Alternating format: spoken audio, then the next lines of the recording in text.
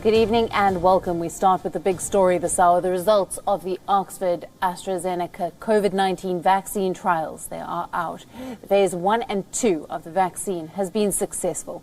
As per the UK-based medical journal Lancet, the vaccine is considered to be safe, well tolerated and immunogenic. 70% of the people had headaches or fever after the vaccine was administered to them. Researchers say that these symptoms were managed very easily with paracetamol, and no serious adverse reaction was recorded during the trial. The trial was conducted on 1,077 people.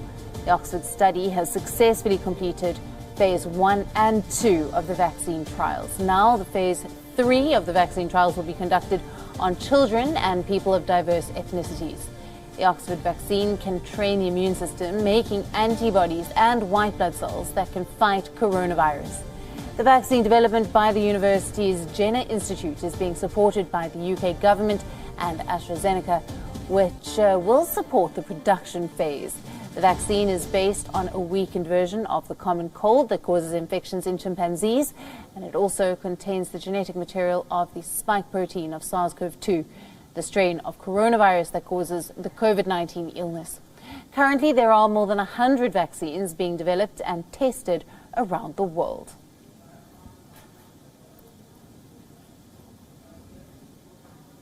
WION correspondent Stuart Smith is joining us live from London for more on this story. Good evening to you. Thanks for being with us. Now, this is very encouraging. Just how big is this development of this vaccine passing the first 2 phases?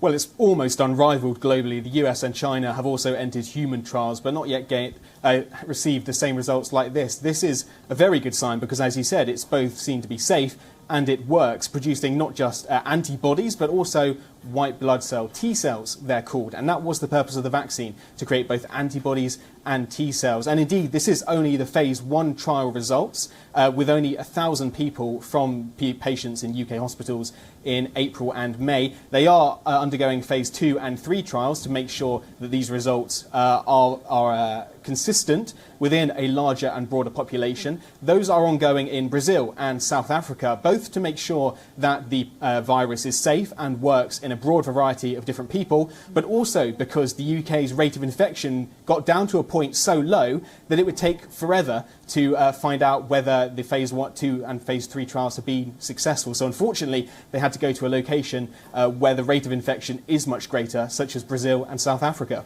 And Stuart, now with this next stage of testing, stage 3, that includes both children and diverse ethnicities, how long is it expected to take for this phase to be completed and for the results to be released?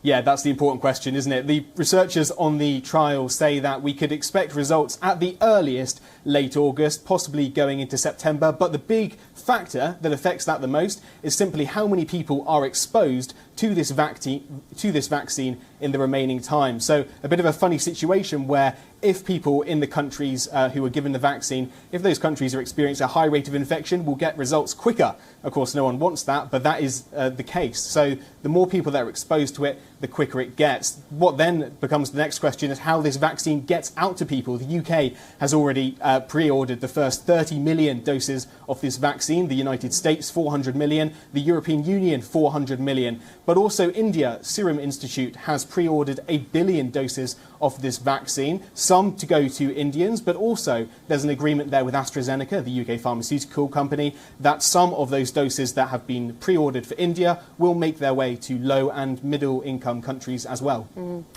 On that point, of course, the race is on to find an effective vaccine, and parallel to this race is to monopolize it. How does one expect to resolve the situation with limited manufacturing for such a large global population who will need it?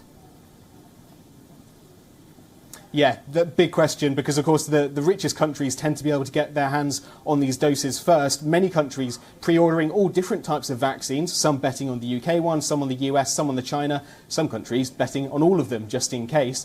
There is one, some sort of charity alliance called the Gavi and CEPI Alliance. They've ordered 300 million doses of the vaccine, and their express aim is to try and get doses of this vaccine, should it be found to be successful, out to developing countries around the world, those that cannot afford to take the risk in investing in a vaccine which may actually end up not working. Of course, they'll know more about that by the time we get to September, but it is a big problem. How's it fairly done? And the UK government does say it wants to see the vaccine get out everywhere, and they have given funding to these two charities, Gavi and CEPI, to try and help this vaccine get to developing countries should it be found to be safe and working.